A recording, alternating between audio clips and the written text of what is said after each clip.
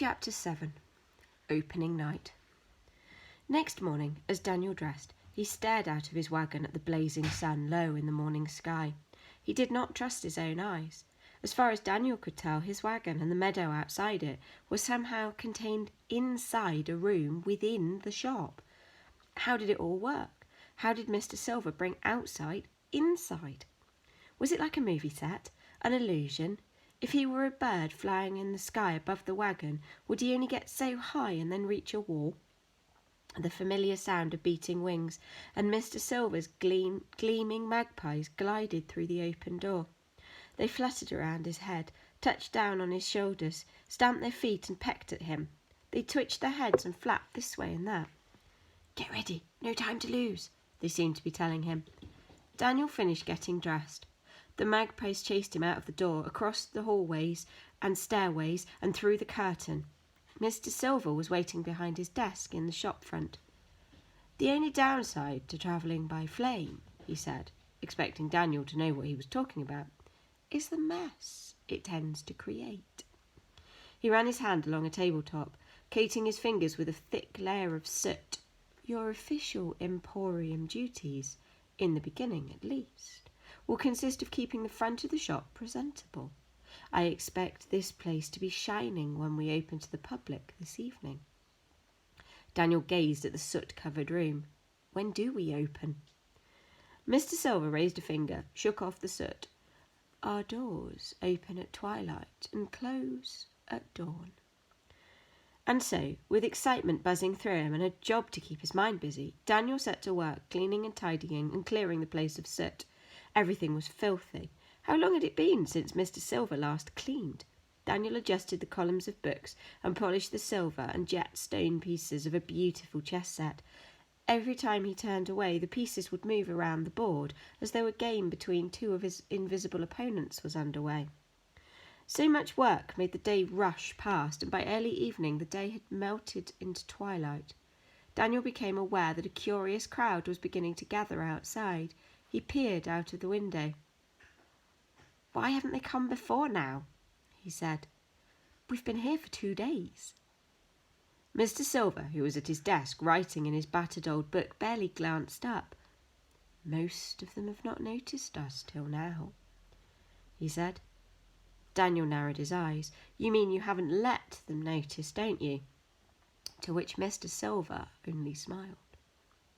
Then at last Silver snapped his book shut, locked it away in its drawer, stood up and threw on his coat.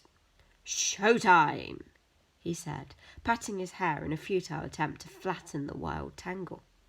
The door of the emporium creaked open. Silence poured into the shop, deep and electric. Daniel held his breath, listening to the drumbeat of his own heart. Mr. Silver held out his right hand, then waved his left hand over it. Where a moment ago there had only been an empty space, a dove sat in his palm, white feathers glowing in the light of the fire. Daniel breathed 100 different scents: chocolate, wood fire, pipe smoke and cinnamon. Mr. Silver's grey eyes shone as he released the dove and watched it fly out into the darkness. "Welcome to opening night, Daniel Holmes." A flash of light illuminated the darkened sky. Then the customers began to come. Their eyes grew wide as they caught sight of the treasures within the emporium. Grown men and women became like children once more, anxious to touch and inspect every shining trinket. When they noticed the curtain, Mr. Silver would pull the material back with a flourish, inviting them to witness the wonders beyond. Daniel watched them with fascination as they filtered through. His mind fizzed with curiosity. "This is supposed to be a shop," he said, "so how come no one's buying anything?" Mr. Silver wagged a finger. "That, Daniel, is where you were wrong. Come with me." The moment he stepped back through the curtain, Daniel knew something magical had happened. The entrance, half full of staircases, once steeped in shadow and silence, had become alive with warmth and light. The soft flicker of torches had intensified, reflecting and dancing on the sparkling walls. Aromas of caramel and spice filled the air. The hallways were dotted with performers and vendors, men and women scattered here and there at the foot and summit of the stairways. Each was dressed in a combination of black and shimmering gold. Some handed out candy floss or caramel apples or warm chocolate pies. Others performed magic tricks or juggled or swallowed swords. No two were identical. "Where did they come from?" said Daniel, passing a bare-chested man who was breathing fire. The flames formed the shape of a pouncing tiger, then an elephant, and finally a dragon. "From within," said Mr. Silver. As they walked, they passed several customers chattering excitedly about rooms that contained impossible things, oceans and deserts and windows to the stars. A little girl tugged on the sleeve of her mother's coat. "I saw a dragon, Mamma," she was saying. "A real dragon, with fire breath and wings and a spiky black tail." "I can understand what they're saying," said Daniel, who had quite forgotten until that moment that he was in a foreign country and that these people were not speaking English. "Of course you can," said Silver. "What use would I have for an assistant who could not communicate with my customers? You can now understand and speak any language you may need." Daniel tried to remain cautious, suspicious even, mostly because nothing he cared about tended to hang around for very long, but wonder had begun to chip away at his armour. "Are there other shops like this?" he asked. "Is there more magic out there?" "There is nowhere else like my emporium," Mr. Silver said. "There is magic, certainly, and plenty of it, but it exists at the edges of things, in the corner of the eye, the back of the mind. Our world is filled with the extraordinary, Daniel. For many reasons, most people only see the things they wish to see. They are afraid of anything that cannot be explained by scientific formula or written into a textbook. So they ignore the unknown. But for those of us who open our eyes, those who truly dare to wonder, there is treasure everywhere." They went round a sharp bend and through a tunnel of black stone to a door set in a corridor of black slate. A golden nameplate was attached to the centre of the door. The looping letters spelled out simply, "The Fountain." Mr. Silver reached into his coat, producing a crimson scarf and gloves, pulling them on with great care. He opened the door. The cold breath of winter brushed Daniel's face. He sucked in a deep lungful of air. It smelled like a December morning. Mr. Silver's feet crunched on the ground as he stepped through the door. Daniel followed, moving from dim hallway to clean sunlight.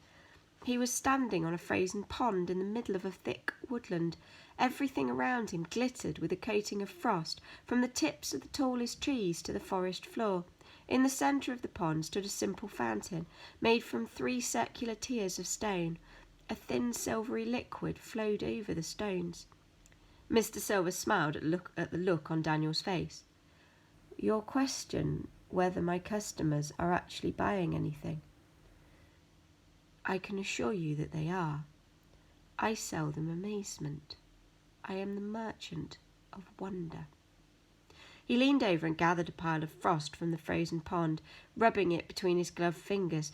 "But my customers do not pay for their experience in the emporium with coins or notes. No. My price is a piece of their imagination." Daniel took a step back. "Oh, it's easily done if you know the way," Silver said. "Customers are free to wander through the doors, to be amazed and wonderstruck." He indicated the silver solution that flowed over the fountain. "The emporium takes a little bit of their brimming wonder, their imagination, never enough for the customer to miss it, of course, and it becomes the liquid you see here. It is the fuel that powers everything you see, the lifeblood of the emporium. Imagination is the root of magic." "Do they know?" said Daniel. In the pit of his stomach he felt sick at the thought of imagination being extracted from clueless customers. "Do you tell people what you're doing to them?" Silver shook his head. For a fleeting moment he looked old and fragile, standing in the frost.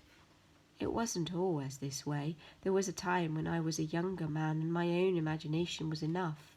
But I'm growing older. I must keep the emporium running, and no harm comes to anyone. That is a promise. Imagination is alive. It glows in the mind like a tree. The emporium merely clips a few branches. What little I take grows back in time." He observed Daniel. "If this has changed things, if you wish to leave, just say the word." Daniel stared at the fountain, at the silvery imagination flowing over the stone. He was filled with doubts and questions. He was wary of Mr. Silver's power. He considered what it might be like to return to his life, to the rain-soaked streets of Glasgow, to loneliness, to nobody. He looked into Mr. Silver's serious grey eyes. "I don't want to go back," he said. "I want to stay and see the world. I want to learn about magic. I want to know secrets. I want to be somebody." A smile played on Silver's lips, and he bowed his head to Daniel. "As you wish." Something moved in the tops of the trees, a blinding flash of silver soaring into the blue sky. "How did you do it?" Daniel asked. "How do you make all this?" "Tomorrow," said Mr. Silver. "Tomorrow we will start your lessons, and we will begin to find out if you have what it takes to become part of the Nowhere Emporium. Tomorrow the first test awaits." "What sort of test?" But no answer came. Daniel stood alone in the frozen world. The only sign that Mr. Silver had been in the woodland at all was a trail of footprints in the frost.